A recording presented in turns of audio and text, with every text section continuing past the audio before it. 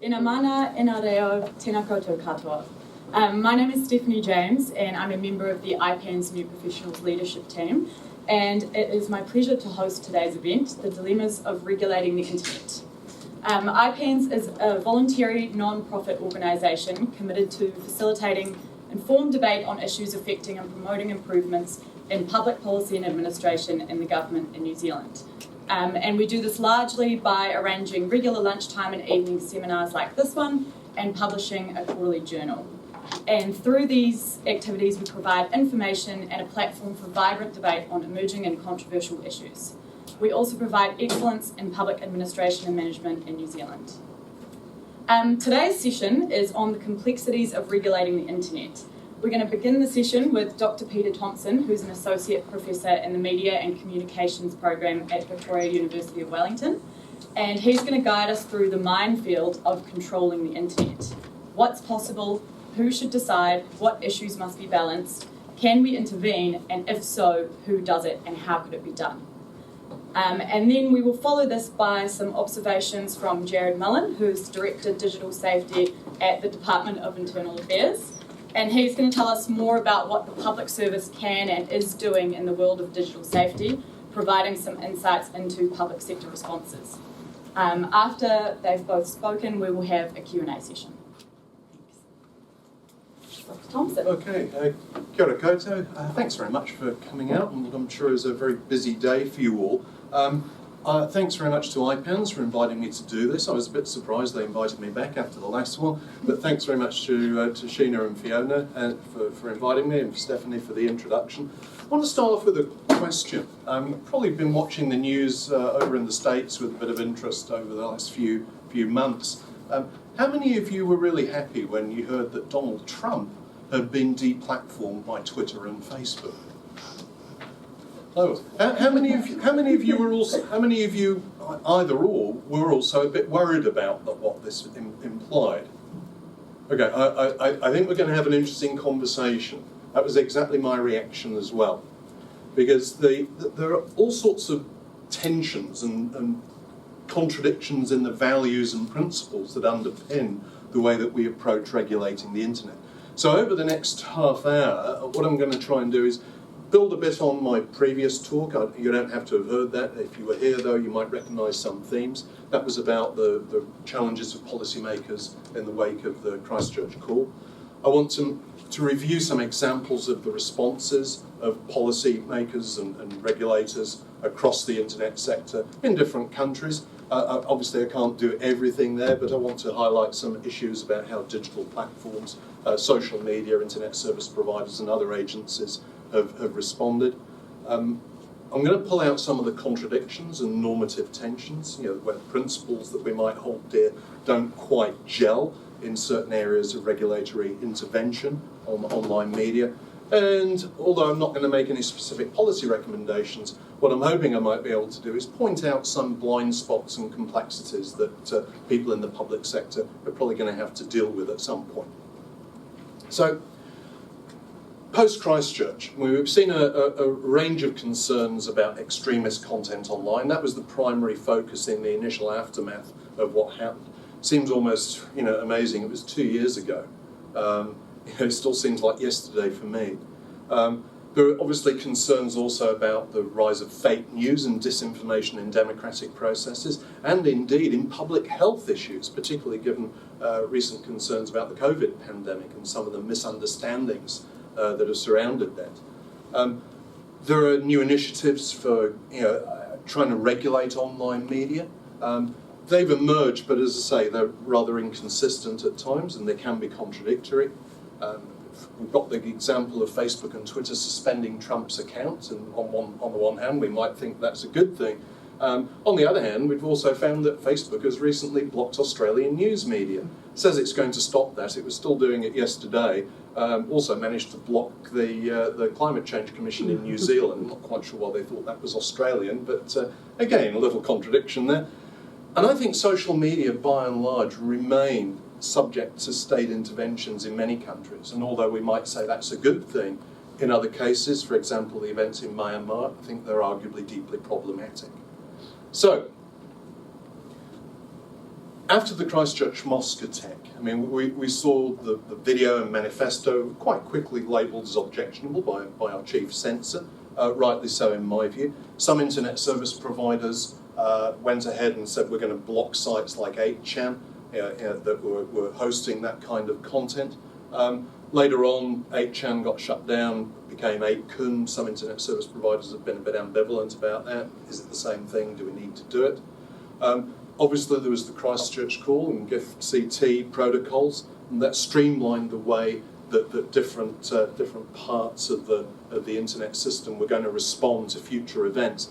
I would argue with some success. If you look at the cases of the Hala and the Palo Alto attacks, I mean, they got shut down and stifled pretty quickly.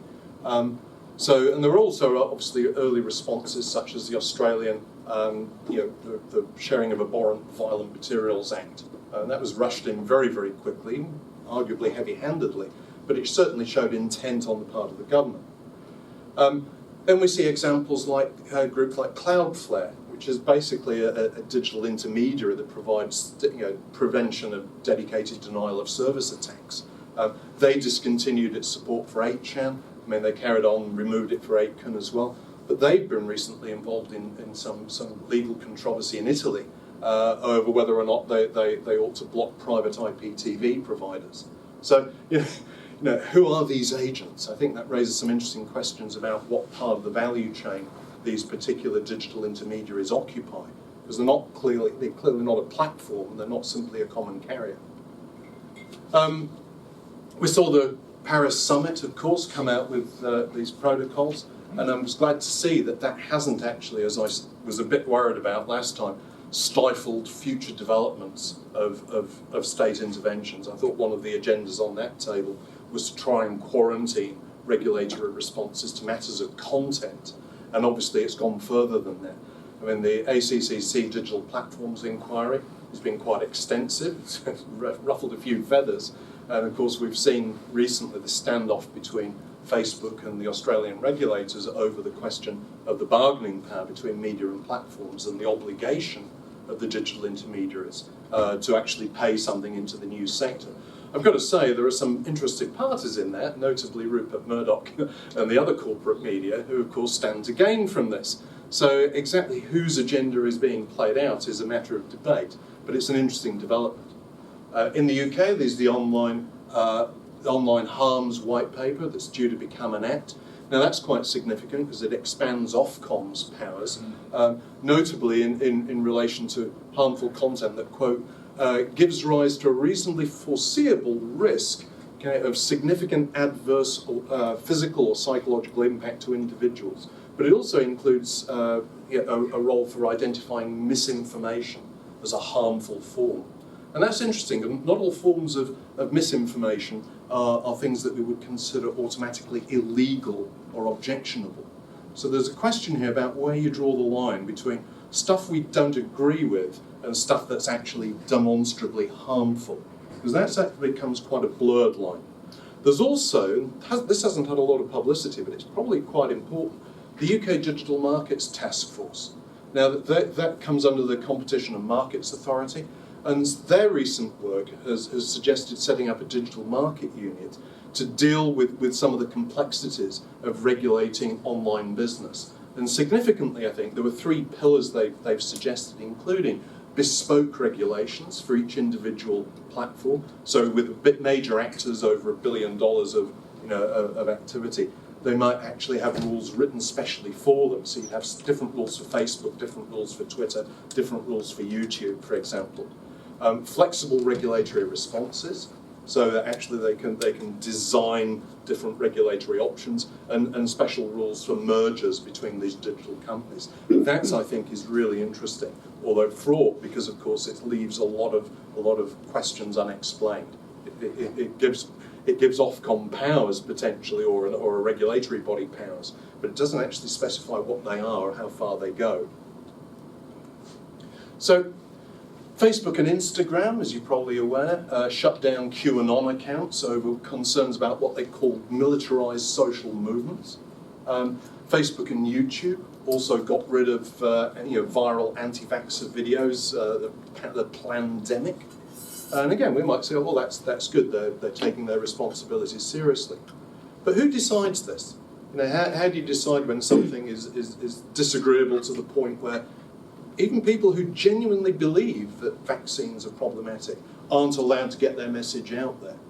At what point does the freedom of speech clash with the public need to be properly informed?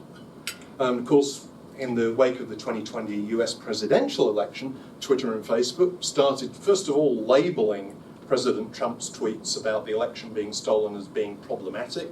They started signaling that wasn't reliable. And then after the 2021 riot in the Capitol, about which later, they suspended his accounts. Now, of course, that raises some questions about, well, on what criteria do you decide that a world leader is sufficiently toxic that they've got to be deplatformed? This is quite a significant event. The fact that we might not like Trump, is one thing, but what if they did it to someone else that we think is a perfectly decent politician? And then in the aftermath of the elections, Parler and Grab, they were sort of fairly right-wing social media sites. They got removed as apps by Google, Apple, and Amazon. Well, wait a minute, Google, they're not a social media company per se, they're a search engine. They have a lot of other interests. Apple, Amazon, again, where do they fit in the value chain? Who are these actors? Who's taking on the responsibility of deciding what kinds of social media sites are publicly fit for consumption? And of course, there's questions there about their commercial interests if they were competing with those websites. Then, of course, quite recently, Facebook blocked users from accessing Australian news websites. We know why. They're having an argument with the regulators over whether or not they should be paying the news media for the privilege of having people link those sites on their platforms. But that raises huge questions about, well, state power. It looks like Mark Zuckerberg blinked first. They're back at the bargaining table. But at the same time, Facebook has also blocked, for example, Palestinian social media sites, and journalists on the pretext that they don't represent a recognised state. So, standing up to governments it might sound like a good thing, but, well, sometimes we might agree with that, and sometimes it's problematic. And then, of course, if we go and look at the cases of Myanmar, and there's lots of other examples, I'm just cherry-picking some of these, internet service providers were ordered to block Facebook quite recently, in the anti-hunter protests, because, in fact, you're not allowed to use the word coup now. That's now seen as provocative and, as far as they're concerned, false news. Well, it's not false news to the protesters. As you can see why it gets rather complicated. So, here's an example of one of Donald Trump's tweets. I won the election. Again, it's a huge number of shares. And that's something from the RNZ Facebook page where they pointed out that they were getting blocked if they tried to put in links to Australian media. So, these raise rather different questions about just who should be, regulating what, on behalf of whom, and on what principles. Just to give you an idea of the scale of some of these social media sites, Facebook's by and far the largest, 2.7 billion users, and of course WhatsApp and Facebook Messenger are also part of that group. YouTube's the second biggest, then there's Instagram, then there's the Chinese WeChat and TikTok, which is growing very, very rapidly. Twitter's a little bit smaller, but, well, small is relative, 480 million users, and it gets used in a rather different way. In fact, if we go and look at some of the ways that they block content, this was a report from the Council on Foreign Relations. Facebook and YouTube are actually quite similar. They do a lot of spam, nudity, problematic material, partly because they carry a lot of visual content. Twitter, though, deals with a great deal of what they call hateful content and abusive comments or harassment, trolling, for want of a better term. So what they actually try and get rid of online differs. So it's not just one size fits all. There are some complexities here of looking at what kind of material gets carried on each of these channels. So there's a model I like to use, drawn partly on the work of Norwegian sociologist Jan Galtung. It's kind of a three-part model of the social system: state, government, markets, the economy and civil society, the public, with the media in the middle. And the media both shape the relationships between these three spheres, and those three spheres shape what the media do. And the argument I would make is that you get very different principles out of this. So, for example, if you have a media system regulated along the lines of market values, you prioritise economic rights, consumer rights, individual freedom of choice and private interests. If you regulate on behalf of civil society, well, you put civil rights first, human rights, cultural rights, freedom of speech, freedom of assembly, communities of public interest. And then if you have a system dominated by the state, well, potentially it could be authoritarian, but you get priorities for government policy, the national interest, political stability and sovereignty, arguably big picture economic development, national security, justice and law. Okay? So, and putting these things together, I mean, you very, very quickly realise that policy is quite fragmented. There are different areas of media policy residing in different government departments, not just in New Zealand, in pretty much every country. And sometimes the values and the principles that drive them don't always join up in the middle. So I'm putting that there more as an heuristic, but it highlights, I think, some of the tensions that could emerge. So what I'm going to do next is go on to some areas where I think some of these tensions do emerge. So starting with issues of content. And one of the core things that, as a media lecturer, one of the first questions I always get asked by students, do the media have effects? And of course, well, it's not a straightforward answer. It's not a yes and it's not a no. And in fact, it's actually very, very difficult to predict the effects or potential harms or injury from content forms itself, especially when you're using algorithms. I mean, algorithms are extremely clumsy. Presumably the Facebook algorithm that was meant to be blocking Australian news wasn't sophisticated enough to not, to recognise that a .nz was not a .au, since the Climate Change Commission got caught up in that. But there is a question there about when things that we disagree with are so disagreeable they become harmful. Now, in some cases, it's because people get harmed in its production. I mean, obviously that was the case with the terrorist streamed video, the mosque attack. I mean, it would also be the same with obviously child pornography and other kinds of abusive material that we very clearly and unambiguously say, no, this is completely unacceptable and it's illegal already. But then what do we do with other forms of material? I mean, what about references to Nazis or the use of swastikas or comments about the Holocaust? At what point does a legitimate, disagreeable but legitimate public opinion become harmful? I mean, how do we pick up the use of these references to Nazis or the Holocaust when they're used sarcastically or ironically? And then, you get some free speech critics who would suggest that aggressive takedown regimes are actually, putting a dampener on free speech. So the German NetzDG laws, for example, which have produced the highest response of Facebook in terms of appointments of moderators. They've got more moderators in Germany than anywhere else now. But there's also arguments from some groups, and they're not just far-right groups or extreme groups, saying, wait a minute, we've now got social media companies taking everything down just in case, because they don't want the big fines that could come with leaving something up that then historically becomes problematic. So you don't want overzealous policing either. And then there's tensions between free speech and First Amendment rights.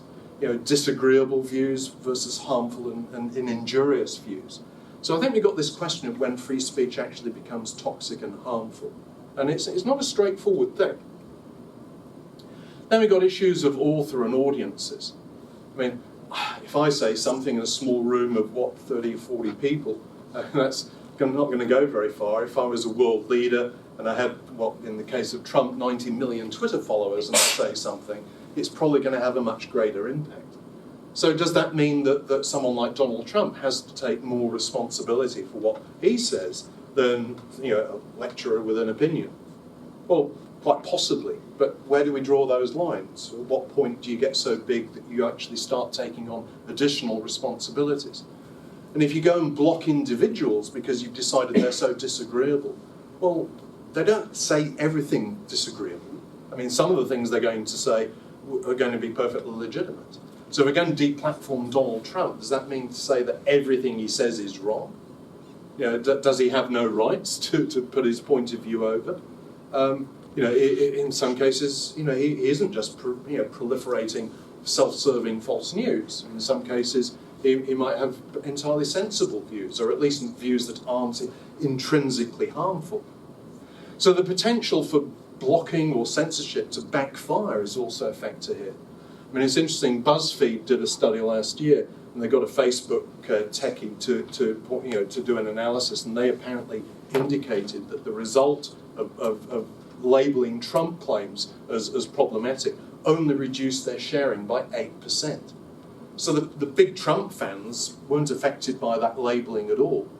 And in fact, now he's been deplatformed, they're probably just saying, well, that's confirmation, that there's a liberal conspiracy against our beloved leader. Twitter also reported something similar. They said they were getting a 29% reduction of shares, and they stopped sharing options.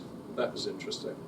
So if you push these people to the periphery, if you say, we think you are so deeply toxic and disagreeable, we don't want you to have a platform at all. I mean, A, where do we draw the line? And B, do we push these groups into echo chambers where they're more likely to proliferate even more extreme opinions? I mean, I don't think Brenton Tarrant was just watching Fox News. I mean, he was dealing with far, far more problematic stuff that we don't generally notice on the web. Then there's contextual issues. Well, the obvious example is if I go into a crowded theatre and yell fire, I mean, I'm behaving irresponsibly. If I go and do it in the middle of a field or a desert, that's different. Or if I yell fire in the middle of an armed standoff between security forces and protesters, I mean, maybe that changes my obligations to take care about what I say. Likewise, I mean, if you want to disseminate political disinformation, anti-vaccine advice, I mean, making claims about vaccines being dangerous during a pandemic, I think takes on a different tone and feature than if, for example, you were talking more generally when there was no pandemic about vaccines as a whole. I mean, I still think anti-vaxxers are pretty dim, but if they were having a conversation about that outside a pandemic, I don't think we'd have the same level of concern. So, if you're going to look at politically volatile scenarios where, multiple parties have different agendas and nobody's got an absolute claim to what the truth is, I mean, suppressing communication that's deemed politically problematic by one side can become politically loaded. I mean, no doubt the Burmese junta considers its repression of social media to be restoring stability, to maintaining political order. Well, in some scenarios, that might be perfectly legitimate. I mean, a few weeks ago, possibly, we were saying, oh, look at those terrible, crazy Trump protesters invading the Capitol. Why don't the police do something? They should be shut. Oh, well, wait a minute. Maybe they thought they were doing the right thing, just as the Burmese protesters do. How do you define this in a non-arbitrary and non-ideological manner? I don't think it's straightforward. So, interestingly, this bit of information came out recently. It was in a Research New Zealand poll in the Herald. And they found that only 10% of New Zealanders said that they wouldn't have the vaccine. 20% weren't sure. 70% said, yes, bring it on. Which was, I guess, nice to have a confirmation that most people are being sensible about it. But of those 10%, there were some rather strange responses. I mean, including, 20% of those that said they were going to refuse, said they were concerned about, the government injecting tracking devices in them. Yeah, okay, that's 2% of the population. But, it's still a bit weird. Digital microchips. And people actually saying, well, I might get COVID from the vaccine. Okay, maybe they just didn't understand what a vaccine was for. But this is a minority. But if it's a substantial minority, it's still a concern. If we're actually going to have a look at the Capitol riot, the New Yorker got a journalist into the Capitol riot in the invasion of the Capitol building. And this is kind of, I'm not going to play it all, but it's kind of interesting to see the rather different complexion of some of the people inside. Because I suspect some of this wasn't on the mainstream news.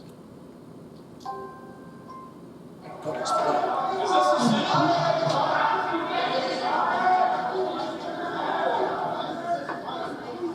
Where the fuck are they?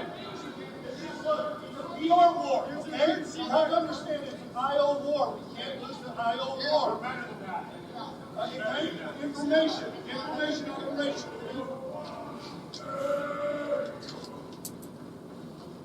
This guy's something to fucking use against the smartass.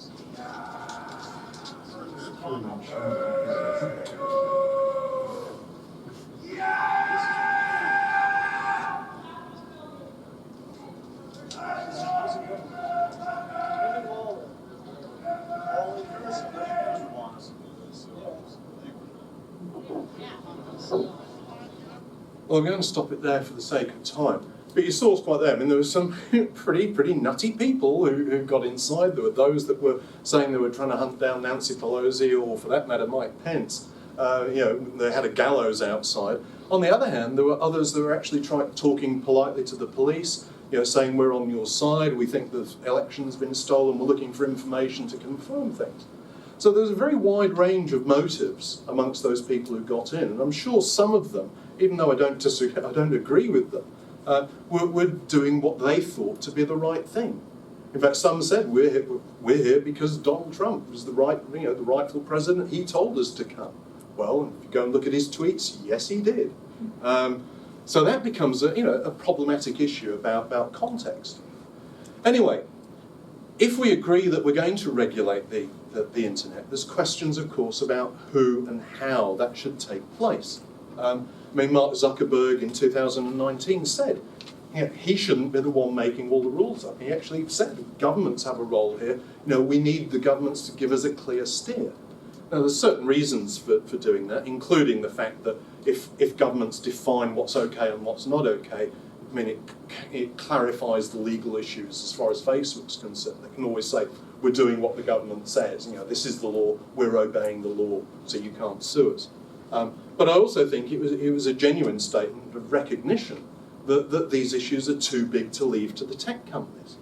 But you get these conflicts, though, when the very groups that are trying to monetize online traffic are also the ones that are expected to be the policemen that removes toxic users and problematic groups that generate the very traffic that they're trying to monetize. So I think there's contradictions there. There's certainly cases where Facebook has dragged its heels over getting rid of far-right websites because they were generating so much traffic. I think they've probably gone a bit further to the other side now. But again, there are people now complaining that they've taken on too much responsibility for deplatforming people.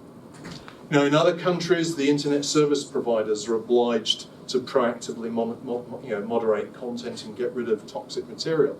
But we've seen in the case of Myanmar or Burma, in some cases that's driven by the government's self-interest, not the public interest. And I would argue that public interest regulation needs independent, public-oriented, civic-oriented regulators, not the government regulating in its own interests. And if you give any government the power to control the internet, I think Lord Acton's axiom of power corrupting comes into play. Some governments don't need that to try and exert their power over the media. But I think that there's a clear role for the public sector here. Independent, public-interested regulation, probably in cooperation with the tech firms themselves, but certainly something that can be enforced, without simply trying to rely on the goodwill of the tech companies, because where their goodwill conflicts with their commercial interests, I think we get soggy compromises.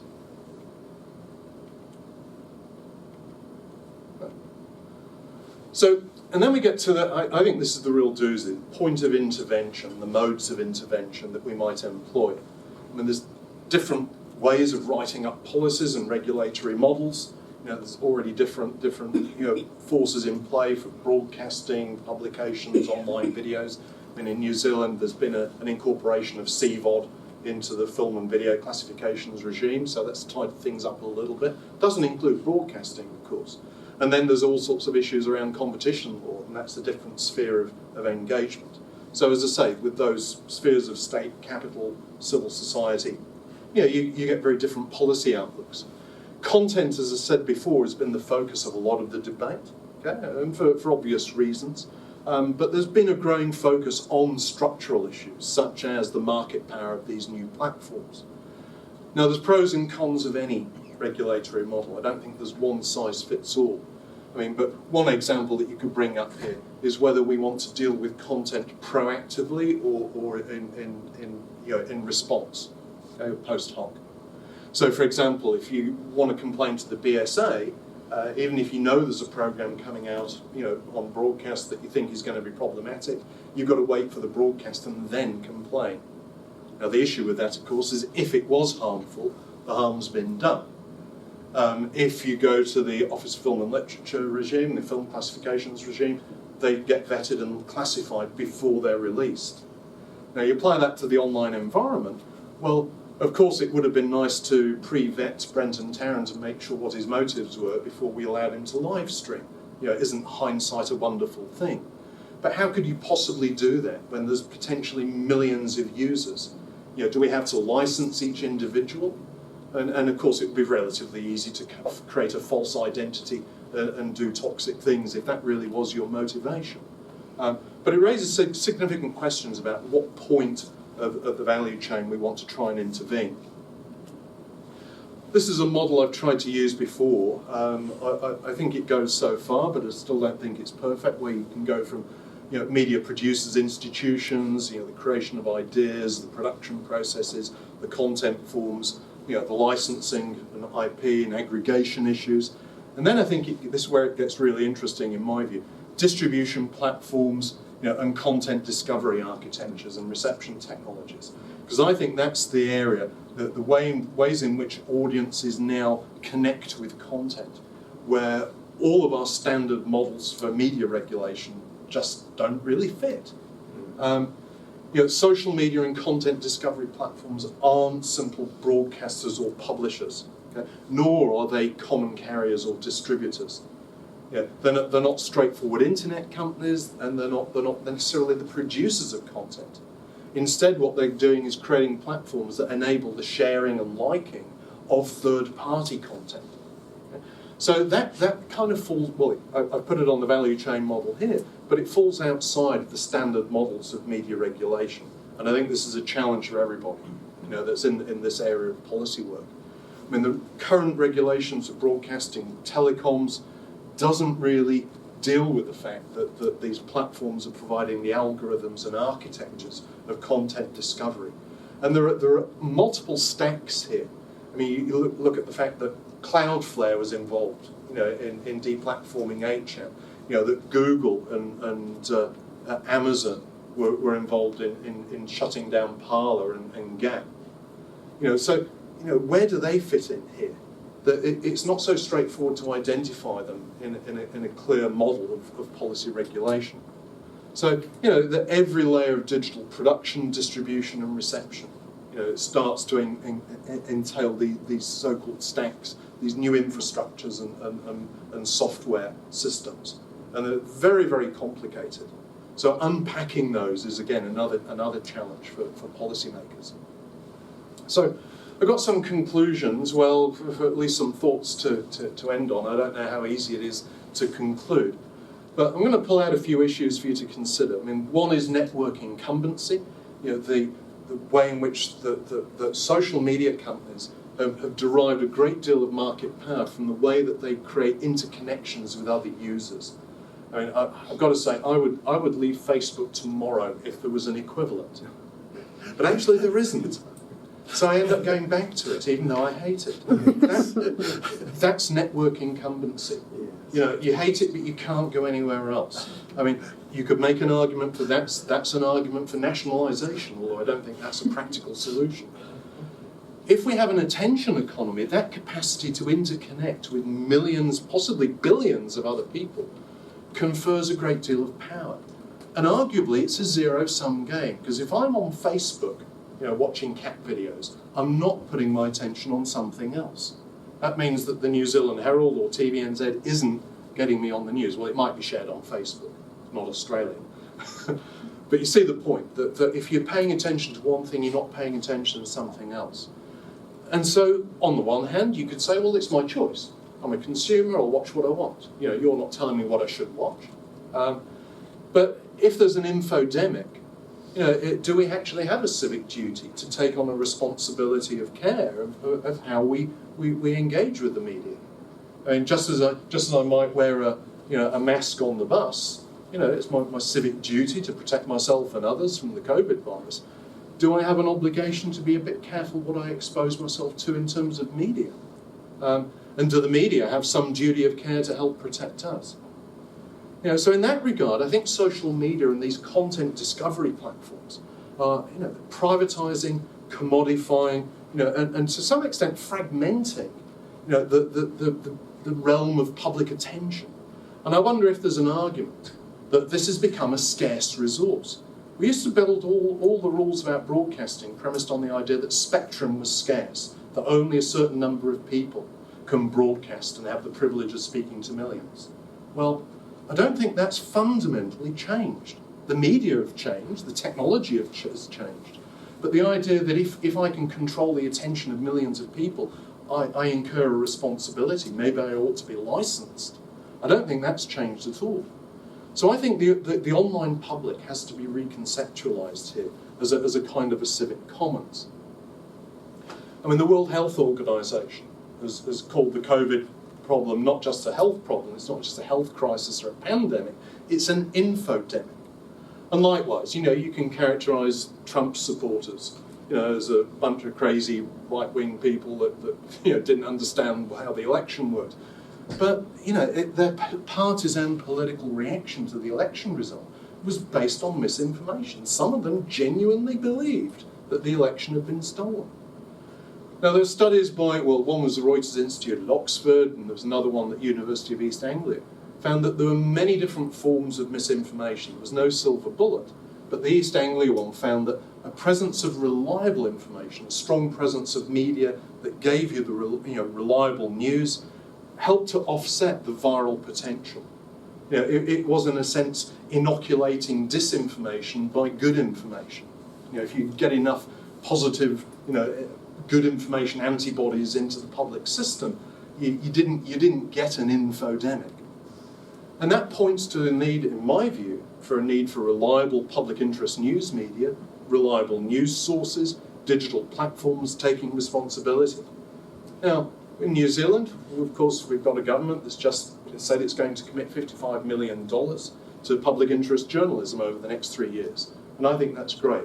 But my parting shot is this: why aren't Google and Facebook paying for that? Thank you.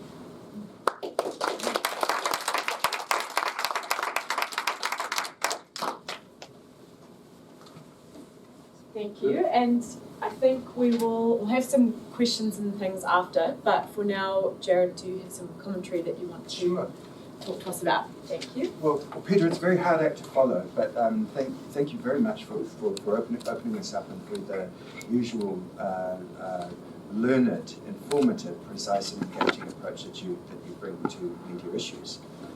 Your students are very lucky to have you. I hope they realise it. I hope I can quote you. You can quote me. It's on video. You can show them. As an ex-student, I can confirm that. One thing I would like to pick up on is the cat videos, just quickly to say that they are a much healthier way to spend your time than anti-vax or a lot of tweets by Donald Trump. And those of you that are parents should know that the YouTube Kids app, which you should have in great preference to the general YouTube app for access by anyone under the age of 13, has a particularly funny curated selection of cat videos that are fully suitable for children and adults of all ages. Just picking up on a couple of points, really valuable points at which we can provide a public sector response for what public sector is currently doing in this space. Picking up on one of Peter's points, the regulatory environment for the internet, or let's just consider a subset of that issue and just look at content that people consume in that attention economy, is really fragmented. Peter brought up the Films, Videos, Publications Act. That's an area that the Department of Internal Affairs administers, enforces in collaboration with New Zealand Police and Customs, and where the Office of Film and Literature Classification has that important adjudicative role. But there's also the Broadcasting Act, which defines broadcasting. Peter mentioned the Telecommunications Act, which regulates telecommunications providers.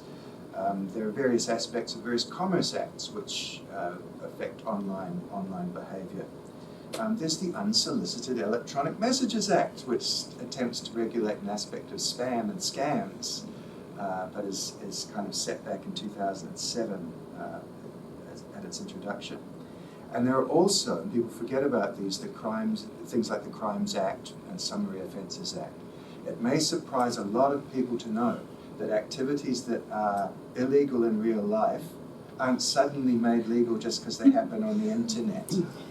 We have this little thing about internet exceptionalism sometimes, that the internet is very special and unique, and it can be, but it's just as illegal to promote terrorism on the internet as it is to stand out the front steps of the Ministry of Education and do that same thing. So it pays to remember that we have those laws as well. A little bit on kind of how, again, subsetting a little bit, just to be for time. So how do we look at content that is objectionable at the moment? Peter's brought up a lot of issues of harm, potential harm, areas where content on the internet can cause, unarguably, cause harm. But what subset of that in New Zealand is kind of currently illegal?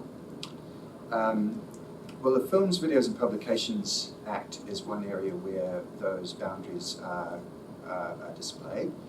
But rather than quote that, I'll just kind of give you some examples of either side of that boundary.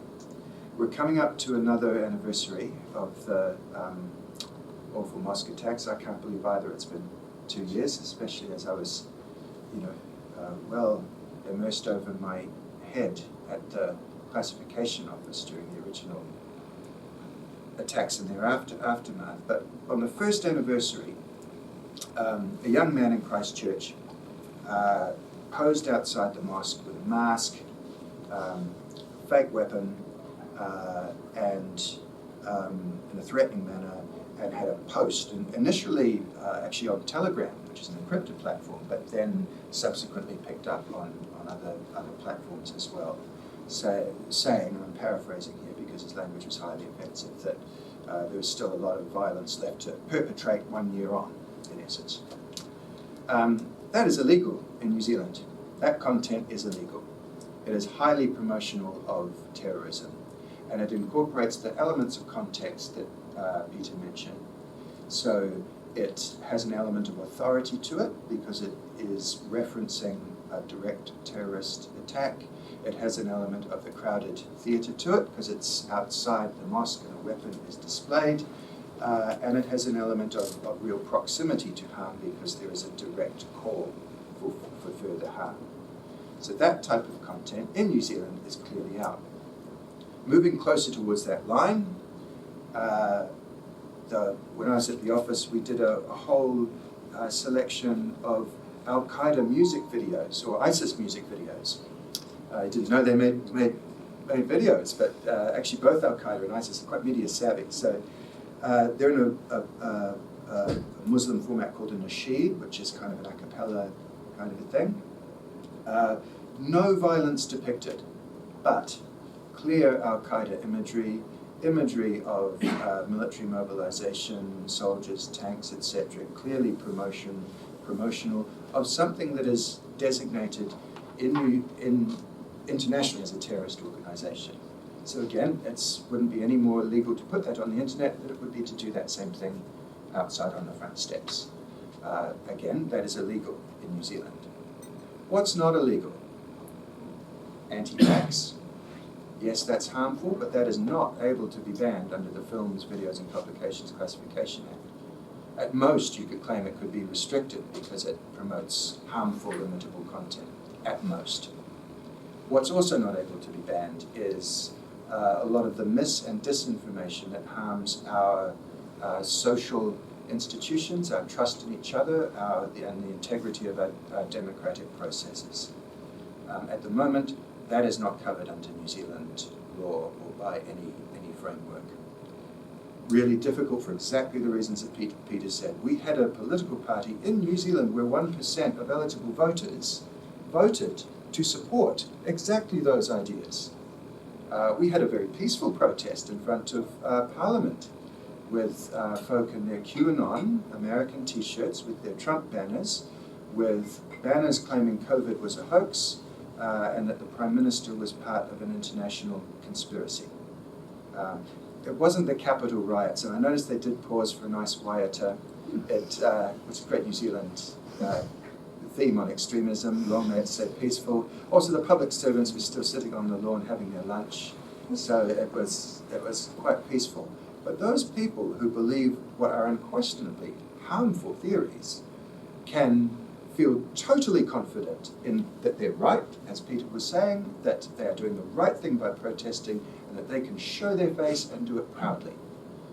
Very hard to ban speech under those circumstances. And the Capitol video that you saw, also not objectionable.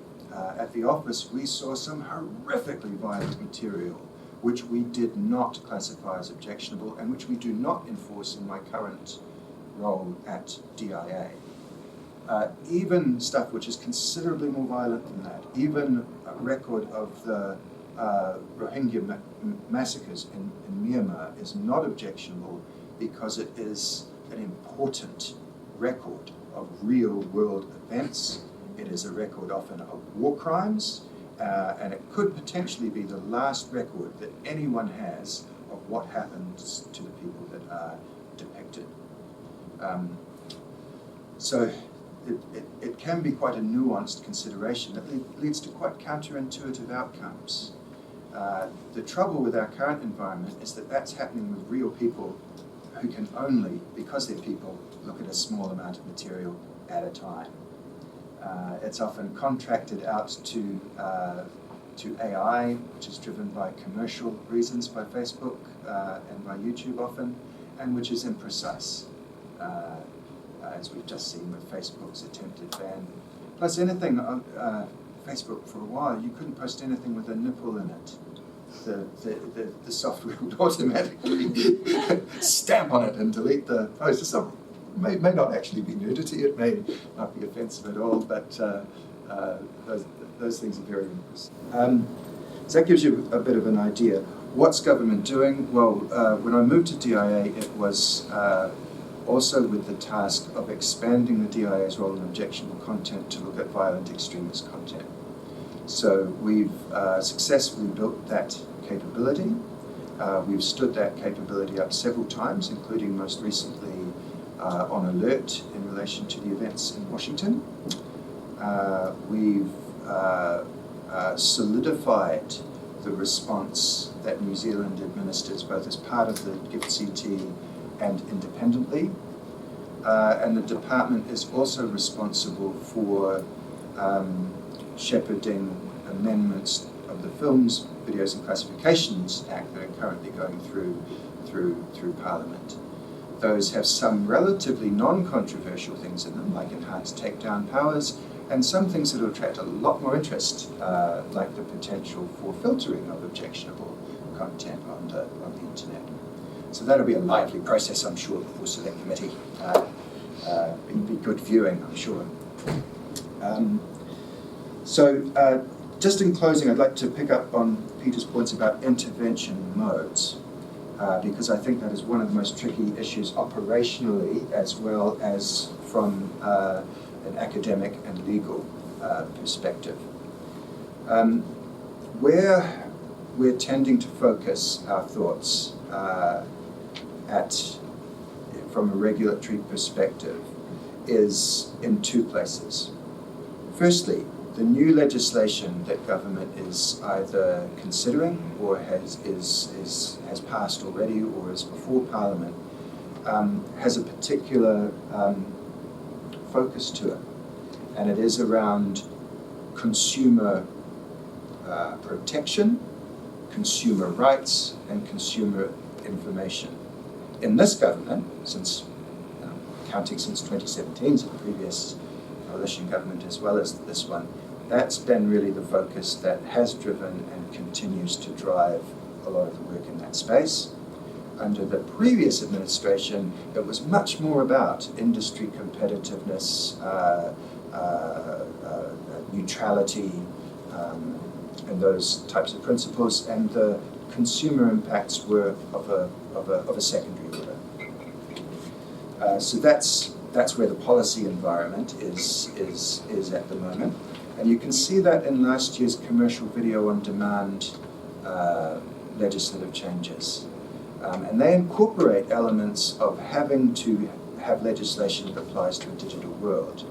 So there are standards and models that people that stream TV into your living room and monopolize a fair bit of your attention are meant to follow. And those standards and models relate largely to providing damn good and clear consumer information about what's suitable for various age groups, what's not, and giving people warning, meaningful warning, that they can understand about what they're going to watch.